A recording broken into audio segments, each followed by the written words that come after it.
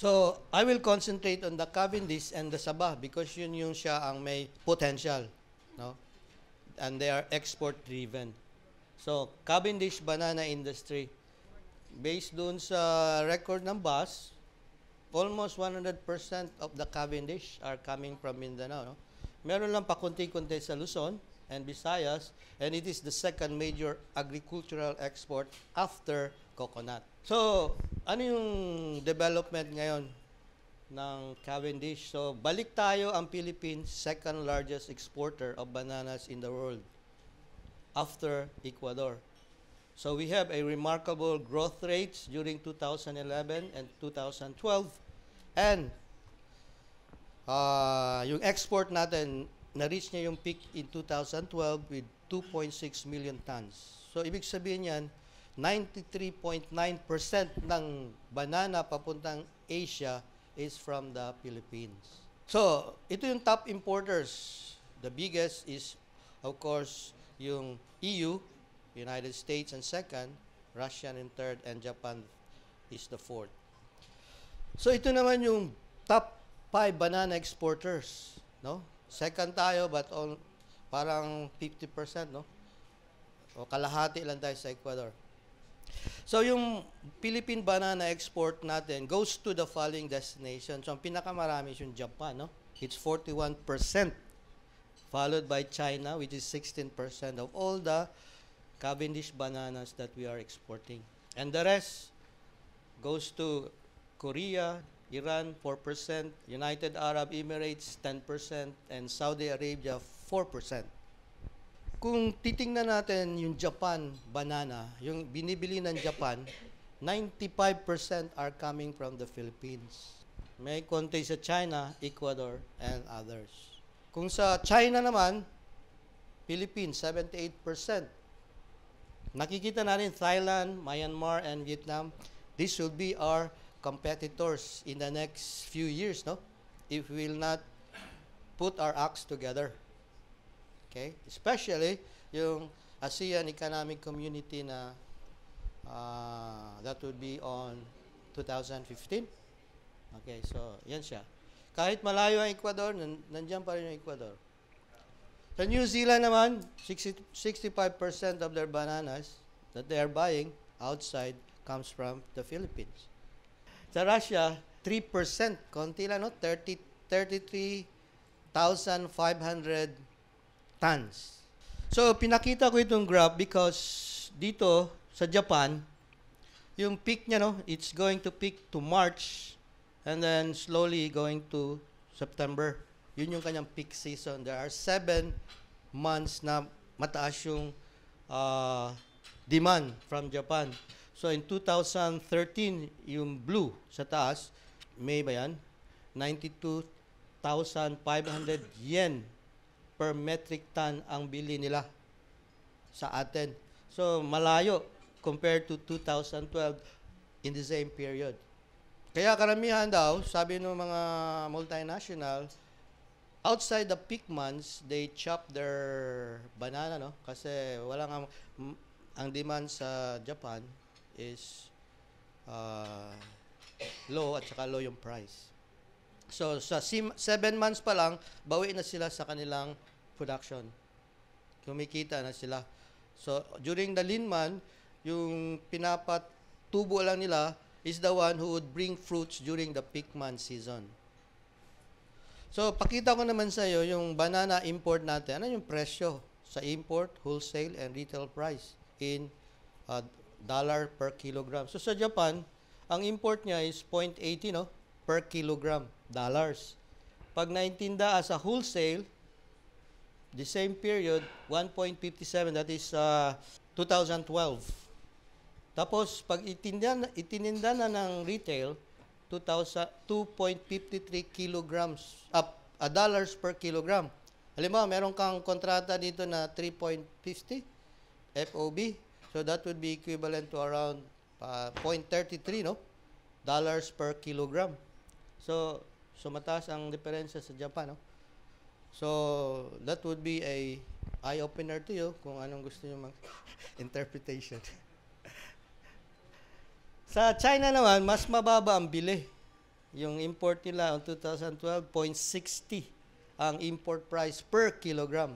So as we know na yung isang box ng banana is 13.5 kilograms, no? More or less. So yung kilogram is 0.60, and when they sell it as a wholesale, 0.77, yung pinakamataas. And then mas mataas yung bili sa retail. So makita natin, pwede na natin siyang i-link, no? Why mababa dito yung bili, bakit mataas sa merkado? So baka may mga ibang factors. So that is for your interpretation. So yun nga, we look at it as a value chain nga. And as you know, dapat ma-identify natin yung mga players because you want to work with them together. So these are the tawag natin functions and operators and enablers. So sa lower row, yun talaga ang role natin, to create an enabling environment for them to grow. So dapat magkasama tayo dyan. We need to have something unifying, no, na actions so that we can really address the concern and issues of the industry. So we should, and this is a good venue for us to work together, di ba?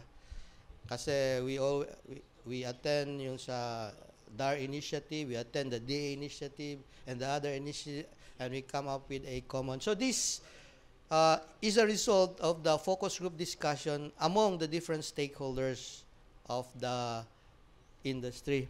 So makita lang natin dito kung kuan na in the processing and exporting, trading, distribution, meron talagang mga small, big banana growers, managed farm exporters. And meron ding small banana exporter associations na they process at the same time they export, or they sell it to a big exporter. And there are these strong small banana exporters who are independent, who sell it directly to the market. Okay? In the market, meron siyang classification, importers, distributors, at saka retailers. Because of the name of the game, yung ibang buyers, they become now yung 3-in-1. They become the importers, at the same time distribute, and they own chain of supermarkets in Europe or in Japan. So parang ganun siya. Dati magkahiwalayan sila ba? Pero nagkuha na sila ngayon. They are merging together because of competition. So, ito yung mga constraints and opportunities na basically na-identify during the focus group discussion. For example, I just have to give some example na itong lack of company government policy and implementation. So, company yun sa private, tayo government. We have policies, di ba? Such as yung protocol, halimbawa, how to export. Nobody can export if you are not accredited, di ba? With the concerned agency. Who's that agency? It's for you, no, to guess. So, meron namang, to ensure that, yung mga stakeholders, they also came up with an agreement na sila yung would help in the implementation of the protocol. But then, hindi nga siya effectively implemented. There are still those who have contributed yung pole vaulting, di ba? Because those who are not accredited, they can just pay fee to the accredited exporters so that they can export even if they are just mere traders or they do not have contracted growers or farms. So parang ganon siya. So hopefully that would be addressed also by us working together with the different agencies.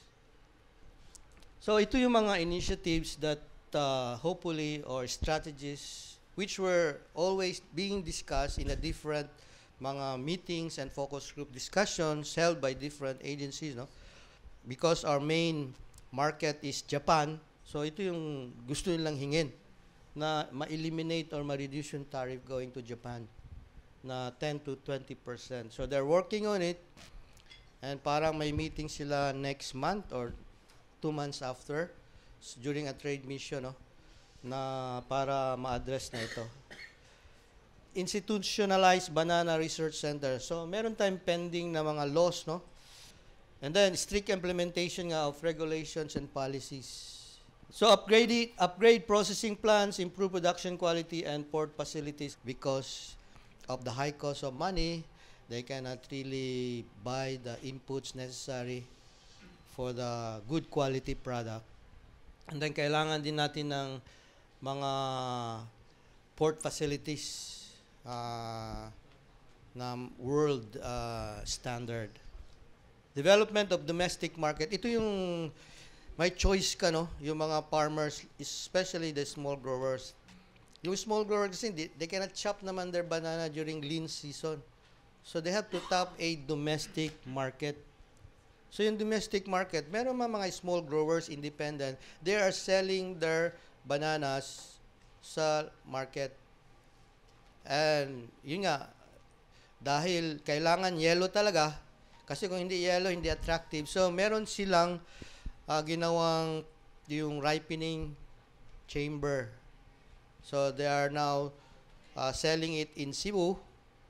Ngayon, magkakaroon sila ng mission na naman in Bacolod and Iloilo para maipagbili naman yung excess nila na banana, especially during lean season. Napansin nyo kanina yung production natin sa Cavendish is around 4,600,000 tons, metric tons. Pero ang na-import, ina-export natin is just around 54, no? Saan pumupunta yung 40 or 45% of that? Diba? Yun na yun siya, ginagawang banana flour. No? Ginagawa siyang banana flour. Minsan daw, pinapakain sa baboy. Ginagawang banana fiber, banana handicraft. So, together with DAR, no, we are helping the ARBs in Davao del Norte nga. Most of the shared service facilities nandito ay pumunta sa ARBs. Meron din tayong problema kasi if we develop it as a domestic market, no? Yung cabotage law daw na mas mahal pa ang singil sa barko dahil we cannot, kasi pag nakapasok na yung product sa Philippines, dapat ang gamitin mo is local shipping lines. We cannot use the foreign. So yun siya na mahal. Although may RORO na tayo, that would help. But then, I think there is a move now, as pronounced by the President, to amend or look into the cabotage law. Improve salaries and wages, improve community development programs in the community. So, para bang yung mga ARBs, as we group together and talk to our buyers, halimbawa, what we did in Davao del Norte, yung Tadeco is a big, the big banana exporters and growers, yung kanilang vermicast galing pa sa Bukidnon. So, what we did with other agencies, kasama na rin DAR, kasama na rin yung mga ibang agencies, na instead na bibili pa sila sa Bukidnon, we came up with a project na yung mga ARBs doon surrounding the plantation, sila nang gagawa ng vermicast. And it will be bought by Tadeco. So, ang Tadeco initially, kasi walang pera yung LGU, funded the program. At the same time, they bought the vermicast.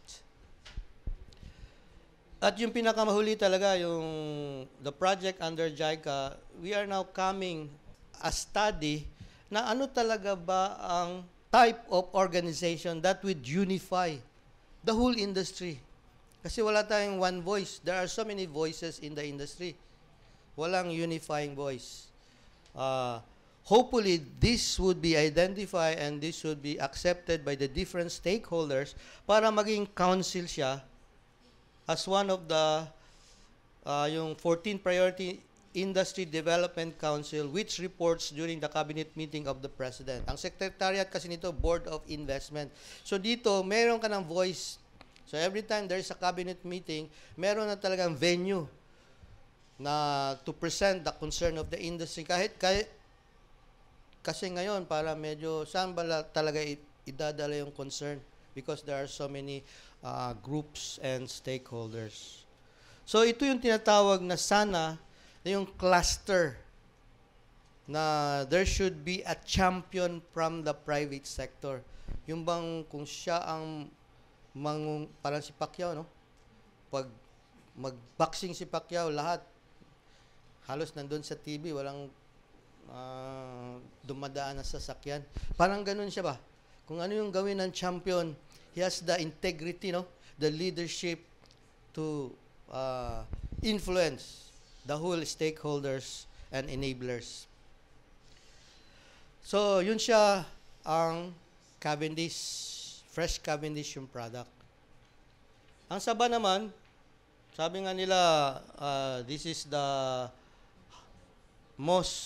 best banana, no? Among the bananas. Ito naman yung kayang product, banana chips. Kaya importante siya na industry because of banana chips. And basically, Mindanao, 60% ng Saba, or Saba sa Tagalog, yung maliliit, Cardaba naman dito ang tawag sa Saba. So, saan pumupunta yung banana Saba? Which is 60% nasa Mindanao. So, pumupunta ito, 30% of the bananas in Mindanao are processed into banana chips for export. And there are 35 companies. Pero ngayon parang 22 na lang. So, I have to correct this data. And then, about 20 metric tons of frozen ripe, it goes to, pinoprosen ito ni Sagrec Foods Incorporated. Ginagawang turon, ginagawang maraming klase-klase para pagpunta doon sa US or sa Middle East, kaya tawag na microwavable banana. Kasi hindi na nila nakapasok mo lang sa, meron ka ng turon or meron ka ng Saba na boiled, no? And then others, yung mga maruya, no? So mga ganon, kakanin. Basically, nag-increase yung ating banana chips export, no? In terms of value. Although nag-decline siya in terms of quantity, pero naging mahal, no? And then these are the destination of our banana chips. Nagtataka bakit Vietnam, no, ang una?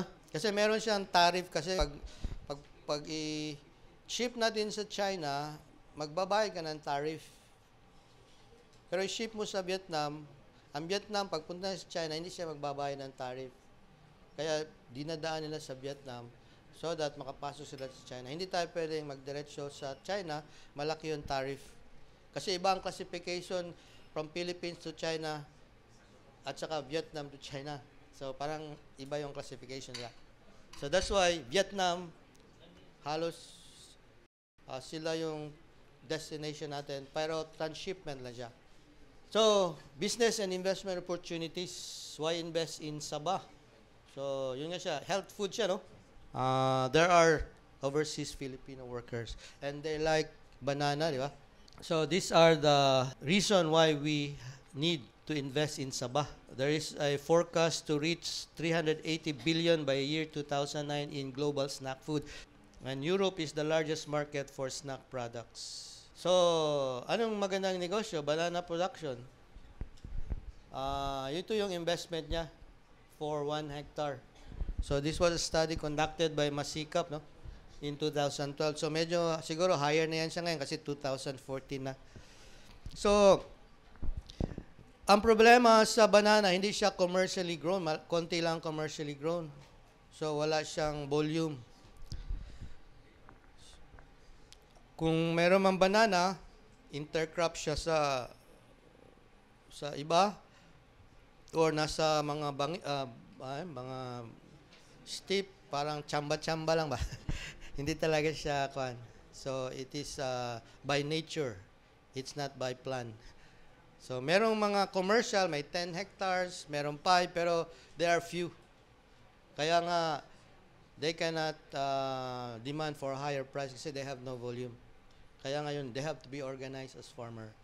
Banana nursery, you need 194,000 for a 20 meter by 15 meter net house with 5,000 meristem capacity. So, yan siya opportunity. And then, banana to be potato of the future. Kasi nga daw sa climate change could lead to bananas becoming a critically important food for millions of the world inhabitants. So, kung may banana chips production ka, for a capacity of 14,000 kilograms per year, you have an investment of 258,000. So, just like the banana communist, meron din siyang value chain. So dapat alam natin kung sino-sino yung mga stakeholder for us to invite them to be part of the cluster or value chain. So hindi naman kailangan na lahat ng stakeholder isama mo. Yun lang interesado. And then, ang Pilipino naman, to see is to believe. So makita nila, uy, okay nilang grupo ba? Ubanta. Di, lumalaki yung cluster mo. So these are the constraints and opportunities through the focus group discussion that were conducted through the years. Last 2012, we did some objective and strategy. And if you observe dito sa yellow na box, kailangan talaga natin i-increase yung farm level productivity ng Sabah. Kasi pinapabayaan na yun siya. And sayang yung opportunity, kulang ang supply. There is a great demand for the banana chips, pero konti yung supply. Sabihin nila medyo mababa ang presyo, but then during peak season, mahal naman presyo. So they have to prepare for that peak season. Strengthen business and market arrangement. So dahil nga dito sa walang institutionalized banana producers and processors na organization, medyo mahirap mag-usap yung processor at saka yung mga producers, no? Market promotion, especially for domestic market. Then standards and quality compliance. So, I hope na I have shared to you some of the insight in the banana industry, and it will help you during your seminar. So, thank you very much.